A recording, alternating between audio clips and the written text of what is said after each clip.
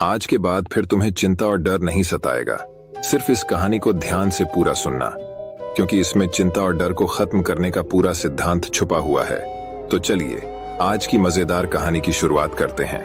पुराने मगध राज्य में एक बहुत ही धनवान सेठ रहा करता था। उसके पास बहुत धन दौलत थी। एक दिन उसने हिसाब लगाया तो पाया कि उसके पास जितनी भी दौलत है ये तो केवल उसके बच्चों तक के लिए ही पर्याप्त होगी। वह सोच में पड़ गया कि उसके बच्चों के बच्चे और फिर उनके बाद आने वाली पीढ़ियों के लिए धन की व्यवस्था कैसे होगी। धन के अभाव में तो उनका जीवन बहुत मुश्किल हो जाएगा। इसी बात के बारे में सोच सोच कर वह बहुत चिंतित रहने लगा। लेकिन उन्हीं दिनों तथाकथ गौतम बुद्ध मगध राज्य में पधारे। तभी उसे किसी ने बताया कि तुम गौतम बुद्ध की शरण में जाओ, वह तुम्हारी चिंताओं का समाधान अवश्य कर देंगे। वह इंसान गौतम बुद्ध के पास जाता है और कहता है, बुद्ध, मैं चाहता हूं कि मेरे पास इतना धन हो कि मेरे बच्चे, उनके बाद उनके बच्चे और फिर उनके बच्चे, इसी तरह से अगली कई पीढ़ियां भी अगर मेरे धन का उपयोग करती रही तो मेरा धन समाप्त ना हो। गौतम बुद्ध मुस्कुराए और बोले, बिल्कुल ऐसा ही होगा, लेकिन उससे पहले तुम इस नगर के बाहर वाली झोपड़ी में रहने वाले परिवार को एक दिन के खाने की सामग्री देकर आओ। यह सुन वह बहुत खुश हो गया और तुरंत ही एक दिन के खाने की सामग्री से भरा थैला लेकर नगर की बाहर वाली कुटिया में पहुंच गया। वह जैसे ही कुटिया के अंदर गया तो उसने देखा कि कुटिया के अंदर एक बूढ़ी सास और उसकी जवान बहू है। बूढ़ी औरत बैठकर ध्यान कर रही थी और उसकी बहू रसोई में खाना बना रही थी। सेठ ने बहू की तरफ देखकर खाने की सामग्री का थैला आगे बढ़ाते हुए कहा, मैं इस नगर का एक अमीर सेठ हूं और तुम्हारे परिवार के लिए एक दिन के खाने का रास्ता लेकर आया हूं, इसे रख लो। यह सुन बहू ने मना करते हुए कहा, लेकिन हमारे पास आज के खाने की व्यवस्था है। सेठ ने कहा, इससे कल के खाने की व्यवस्था हो जाएगी। उस औरत ने कहा, माफ करें, लेकिन हम अगले दिन के लिए भी यह इकट्ठा करके नहीं रखते। हम रोज के खाने की व्यवस्था रोज ही करते हैं। यह सुनने के बाद उस सेठ ने सोचा, एक ये लोग हैं जो अपने कल के लिए भी कुछ इकट्ठा नहीं करते और एक मैं हूं जो अपने आने वाली कई पीढ़ियों के लिए धन इकट्ठा करने की चिंता में मरा जा रहा हूं। अब के लिए धन इकट्ठा करने की चिंता में मरा जा रहा हूं। अब उस सेठ को समझ आ चुका था कि आखिर गौतम बुद्ध ने उसे नगर के बाहर वाली इस कुटिया में क्यों भेजा था। अगले दिन सुबह होते ही वह सेठ फिर गौतम बुद्ध के पास पहुंच गया और बोला, तथागत, आप जो मुझे समझाना चाहते थे अब मैं वह समझ चुका हूं, लेकिन क्या आप मुझे थोड़ा विस्तार से बताएंगे कि चिंता होती क्या है, यह कैसे पैदा होती है और इसका निवारण क्या है। गौतम बुद्ध ने कहा, कल के लिए की जाने वाली चिंता हमारे कल को बदले या ना बदले, लेकिन वो हमारी आज की खुशी जरूर छीन लेती है। चिंता एक ऐसी मानसिक बीमारी है जो हमारे जीवन से हर तरह खुशी छीन लेती है और इसे नीरस बना देती है। असल में चिंता का कोई वास्तविक अस्तित्व नहीं होता। चिंता एक ऐसा भाव है, ऐसा विचार है जो आने वाले भविष्य के डर से पैदा होता है। जिन चीजों के ऊपर हमारा कोई नियंत्रण नहीं, जिनके लिए हम कुछ भी नहीं कर सकते, उन चीजों के बारे में बार बार सोचना ही तो चिंता है। गौतम बुद्ध ने आगे कहा, जरा एक बार गहराई से सोच कर देखो कि जिन चीजों में तुम्हारा बिल्कुल भी नियंत्रण नहीं, जिन्हें तुम चाहकर भी नहीं बदल सकते, अगर उन चीजों के बारे में तुम पूरा दिन ना भी सोचो तो क्या बिगड़ जाएगा। उस इंसान ने कहा, बुद्ध, तो क्या आपके कहने का अर्थ यह है कि हम किसी भी चीज या घटना के बारे में सोचना ही छोड़ दें।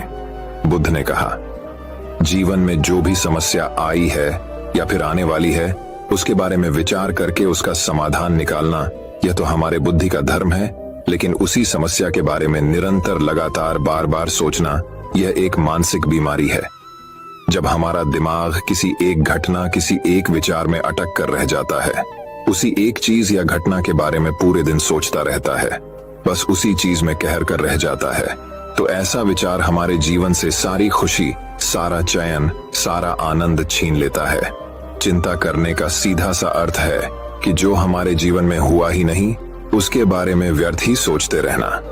बुद्ध ने सेठ की तरफ इशारा करते हुए कहा, आखिर सोच सोच कर तुम क्या बदलोगे, लेकिन हाँ, अगर तुम उसके लिए कुछ कर रहे हो तो जरूर कुछ बदलाव ला सकते हो। लेकिन अगर उस चीज या घटना के बारे में तुम बार बार सोचना छोड़ दोगे तो कुछ भी नहीं बिगड़ने वाला।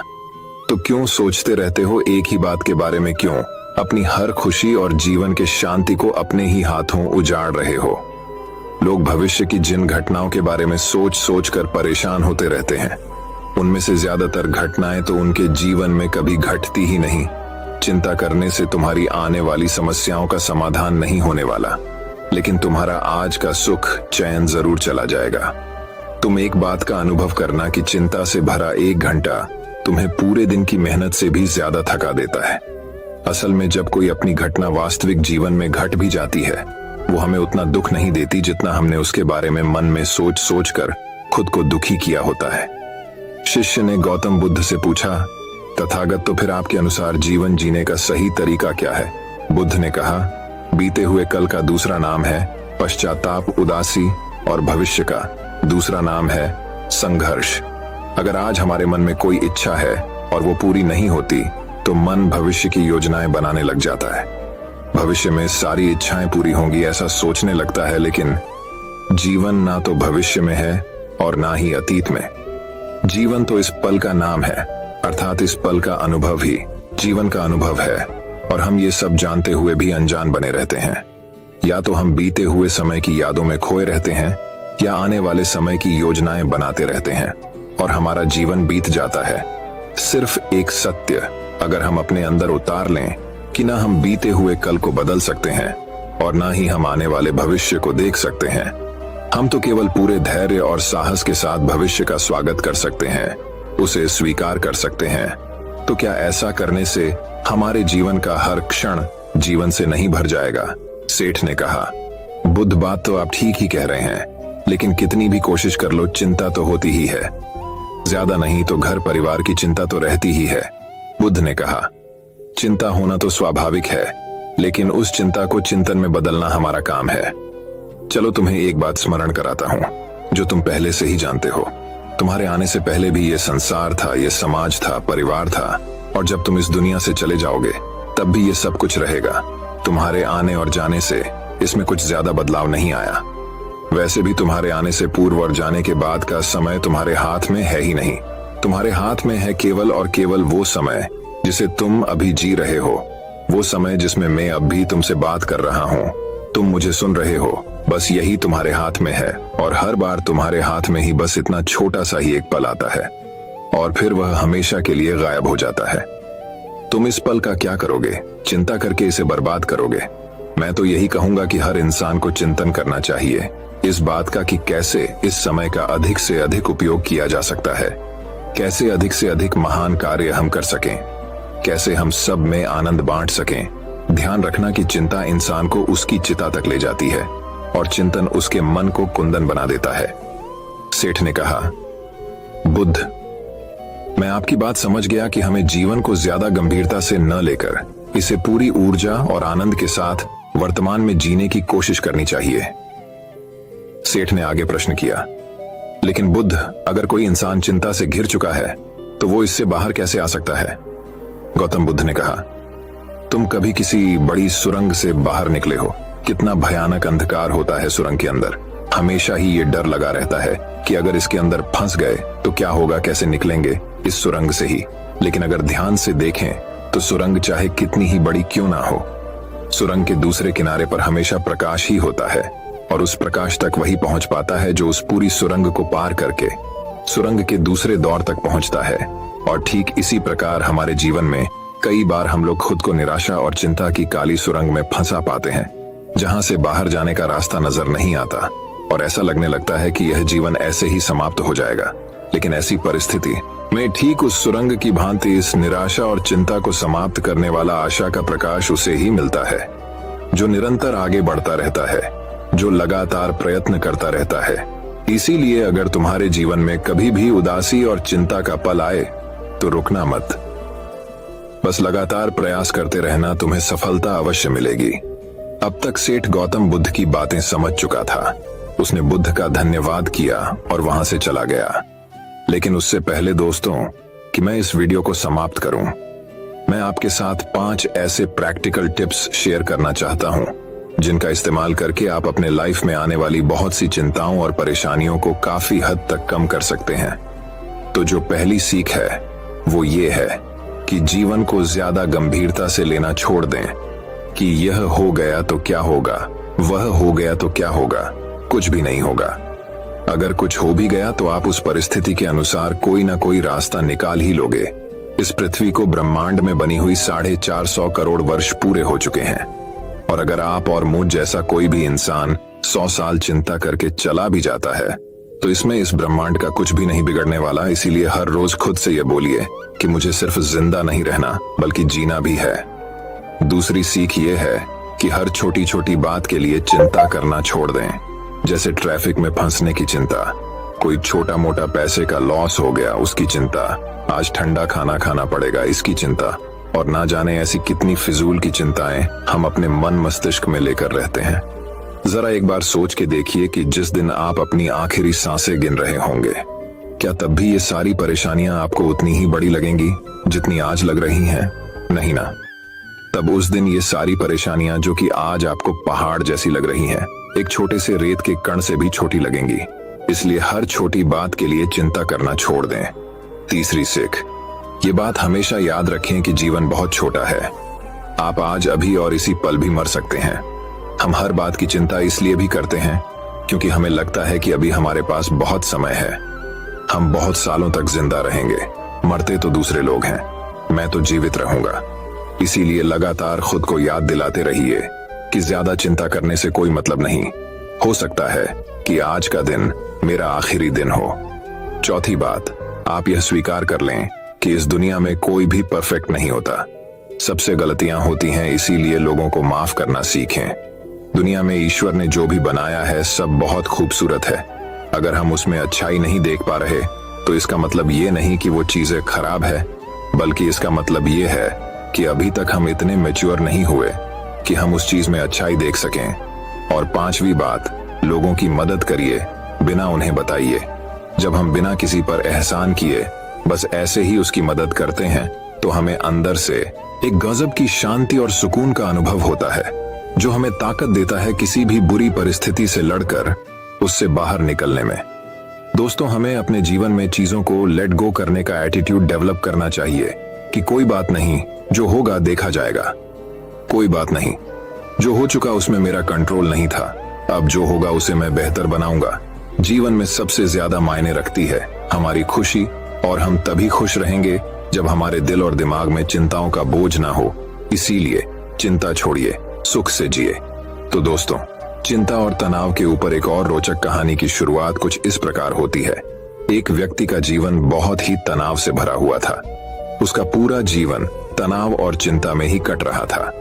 ऐसा लग रहा था मानो वह जीवन नहीं बल्कि तनाव को जी रहा है।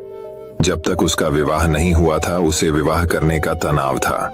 विवाह हो गया तो पत्नी और घर के खर्चों को चलाने का तनाव रहने लगा। बच्चे ना होने का तनाव रहने लगा।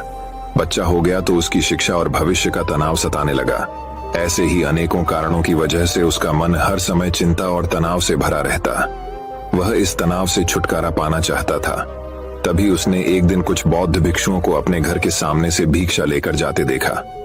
उन सभी बौद्ध भिक्षुओं के चेहरे पर असीम शांति और खुशी का भाव था। चिंता और तनाव तो उनके चेहरे पर दूर दूर तक दिखाई नहीं दे रहा था। वे सभी बड़े खुश और मस्त दिखाई पड़ रहे थे। उन्हें देखकर उस व्यक्ति ने सोचा कि शायद भिक्षुओं के जीवन में कोई तनाव नहीं होता और खुशहाल जीवन जीने का यही सर्वोत्तम तरीका है। इसलिए उसने एक दिन अपना घर बार छोड़ दिया और सन्यासी बन गया और एक गुरु का शिष्य बन गया।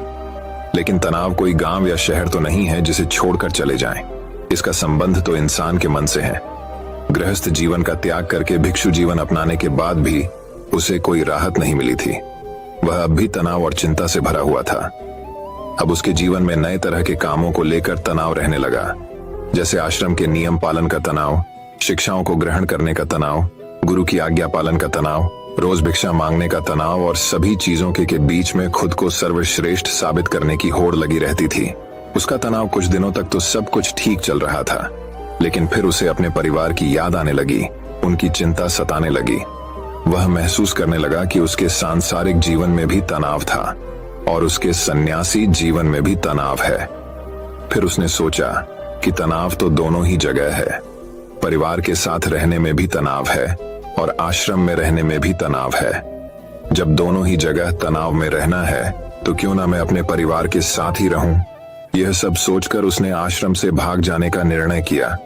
एक दिन वह आश्रम से भाग ही रहा था कि तभी उसके गुरु ने उसे देख लिया और पीछे से चिल्लाकर कहा, जिससे तुम भाग रहे हो वह तो तुम्हारे साथ ही है, फिर तुम्हारे भागने का क्या फायदा, आखिर कब तक तुम ऐसे ही भागते रहोगे। गुरु की आवाज सुनकर वह व्यक्ति रुक गया और बोला, गुरुदेव, मेरा जीवन तनाव से भरा हुआ था और उस तनाव से छुटकारा पाने के लिए मैं भिक्षु बन गया, लेकिन यहां भी मेरा तनाव कम नहीं हुआ, इसीलिए मैं अपने सांसारिक जीवन में वापस लौट रहा हूं। गुरु ने कहा, वो सब तो ठीक है, तुम वापस लौट सकते हो, लेकिन कम से कम तनाव को तो यही छोड़ जाओ। वापस सांसारिक जीवन में जाकर फिर उसी तनाव को लेकर घूमोगे तो यहां आने का क्या फायदा। किसी ने कहा, गुरुदेव, क्या ऐसा संभव है, क्या ऐसा हो सकता है कि मेरे जीवन का सारा तनाव गायब हो जाए। गुरु ने कहा, क्यों नहीं, ये बिल्कुल संभव है, लेकिन इसके लिए तुम्हें एक काम करना पड़ेगा। क्या तुम उस काम को करोगे? शिष्य ने कहा, जी गुरुदेव, आप बताइए तो मैं जरूर उस काम को करूंगा। गुरु ने कहा, तुम जाओ और किसी एक ऐसे व्यक्ति को ढूंढ कर लाओ जिसके जीवन में किसी भी प्रकार का कोई तनाव, कोई चिंता ना हो। अगर तुम ऐसे व्यक्ति को मेरे पास ले आए तो मैं तुम्हारे जीवन से तनाव और चिंता को हमेशा हमेशा के लिए खत्म कर दूंगा। गुरु की बात सुनकर वह व्यक्ति बहुत प्रसन्न हुआ और एक ऐसे व्यक्ति की खोज में निकल पड़ा जिसके जीवन में ना कोई चिंता हो और ना ही कोई तनाव। वह बहुत गांव में घूमा, कई नगरों में गया, बहुत से लोगों से मिला, लेकिन उसे ऐसा एक भी व्यक्ति नहीं मिला जो तनाव और चिंता से मुक्त हो। तनाव और चिंता की बात करते ही लोग गंभीर हो जाते और अपने जीवन की समस्याओं को इतना बढ़ा चढ़ा के बताते कि जैसे उनके जैसा परेशान और तनावग्रस्त व्यक्ति इस दुनिया में और कोई दूसरा है ही नहीं। ढूंढते ढूंढते सुबह से शाम हो गई, लेकिन उसे ऐसा व्यक्ति नहीं मिला जो पूरी तरह से तनाव मुक्त हो। फिर उसे एक समझदार व्यक्ति ने सलाह दी कि इस दुनिया में केवल शराबी ही एक ऐसा व्यक्ति है जिसके जीवन में कोई चिंता, कोई तनाव नहीं होता। इसीलिए तुम एक शराबी को ढूंढो और उससे पूछो। जिसने उस व्यक्ति की बात मान ली और बहुत खोज मशक्कत के बाद एक ऐसे शराबी को ढूंढ निकाला जो हर समय शराब के नशे में धुत रहता था। उसने उस शराबी से पूछा, मैंने सुना है कि तुम्हारे जीवन में कोई चिंता, कोई तनाव नहीं है, क्या यह बात सच है? शराबी ने लड़खड़ाती हुई जबान से उत्तर दिया, तनाव ये क्या होता है, ये किस चीज का नाम है, मुझे नहीं पता।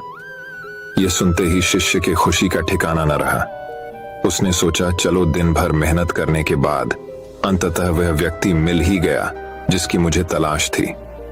शिष्य यह सब सोच ही रहा था कि तभी शराबी फिर बोल पड़ा, मुझे बस इस बात की चिंता सताती रहती है कि मुझे शराब कहां से मिलेगी, शराब के लिए धन का इंतजाम कहां से होगा। क्या तुम्हारे पास कुछ धन है? मैंने अपनी पत्नी से सारा धन छीन लिया है, लेकिन क्या तुम कुछ मदद कर सकते हो? यह सुनकर वैसे ही हैरान रह गया। उसकी सारी खुशी गायब हो गई। अब तक दिन भी ढल चुका था और अंधेरा होने वाला था, इसीलिए वह थक कर एक मंदिर में बैठ गया। वह बहुत हताश और निराश था। वह सोचने लगा, क्या इस दुनिया में कोई भी तनाव मुक्त नहीं है? तभी एक छोटा गरीब बच्चा उसके पास आया और बोला, बहुत जोरों की भूख लगी है, क्या कुछ खाने को मिलेगा? वैसे ही उस बच्चे की तरफ देखकर बोला, जब तुम जैसे छोटे बच्चे के जीवन में भी चिंता और तनाव है तो बड़ों का क्या हाल होगा? बच्चे ने कहा, महात्मा जी, चिंता और तनाव नहीं, केवल भूख है, क्या आपके पास से कुछ भोजन मिलेगा? बच्चे की यह बात सुन वह अचानक बहुत प्रसन्न हो गया, जैसे उसे कुछ प्राप्त हो गया हो। उसने अपने झोले में से कुछ भोजन निकालकर उस बच्चे को दिया और वहां से भागता हुआ सीधा गुरु के पास पहुंचा और बोला, गुरुदेव, बहुत ढूंढने के बाद भी मुझे ऐसा एक भी व्यक्ति नहीं मिला जो तनाव मुक्त हो, जिसके जीवन में कोई भी चिंता ना हो। सभी के जीवन में कुछ ना कुछ चिंताएं हैं। जिसके पास धन नहीं है उसे धन की चिंता है, जिसके पास धन है उसे और अधिक धन कमाने की चिंता है। जिसके पास प्रेम नहीं है वह प्रेम के लिए चिंतित है, जिसके पास प्रेम है वह प्रेम से चिंतित है। जिसके पास काम नहीं है वह काम के लिए ही परेशान है, जिसके पास काम है वह काम से परेशान है। दुनिया में हर इंसान हर स्थिति में किसी न किसी वजह से परेशान है और तनावपूर्ण जीवन जी रहा है। लगता है इस तनाव से छुटकारा पाना संभव ही नहीं है। गुरु ने कहा, तनाव से छुटकारा पाना भी संभव है, लेकिन इसके लिए तुम्हें कुछ करना पड़ेगा। इसके बाद गुरु कुछ गीली लकड़ियां लाकर शीशे के सामने रख देते हैं और कहते हैं, इसमें आग लगाओ। जिसे उन गीली लकड़ियों में आग लगाने का बहुत प्रयास करता है, लेकिन उसमें आग नहीं लगती। तो वह कहता है, गुरुदेव, ये लकड़ियां तो गीली हैं, फिर इसमें आग कैसे लगेगी? गुरु ने कहा, तो अब तुम क्या करोगे? इन लकड़ियों को सुखवाओगे या बैठकर चिंता करते रहोगे कि अब मैं क्या करूं? इन लकड़ियों में आग तो लग नहीं रही। क्या तुम्हारी चिंता करने से लकड़ियां सूख जाएंगी, या फिर तुम थोड़ी सी मेहनत करके कुछ सूखी लकड़ियां इकट्ठा करोगे और आग लगाओगे? शिष्य ने कहा, गुरुदेव, आप ठीक कहते हैं, लेकिन हर चीज में कोई ना कोई चिंता तो होती ही है। गुरु ने कहा, चिंता किसी चीज में नहीं, बल्कि तुम्हारे अंदर, तुम्हारे मन में होती है। और जहां चिंता हुआ तनाव होता है, वहां सफलता मिलनी मुश्किल हो जाती है। और जब सफलता नहीं मिलती तो हम और भी चिंता और तनाव में घुसते चले जाते हैं। उसने कहा, गुरुदेव, अगर सारे काम हमारे अनुसार होने लगे तब तो हमें चिंता नहीं होगी। गुरु ने कहा, इंसान के अंदर चिंता और तनाव उत्पन्न ही तभी होते हैं जब उसकी परिस्थिति और मनस्थिति अलग अलग होती है।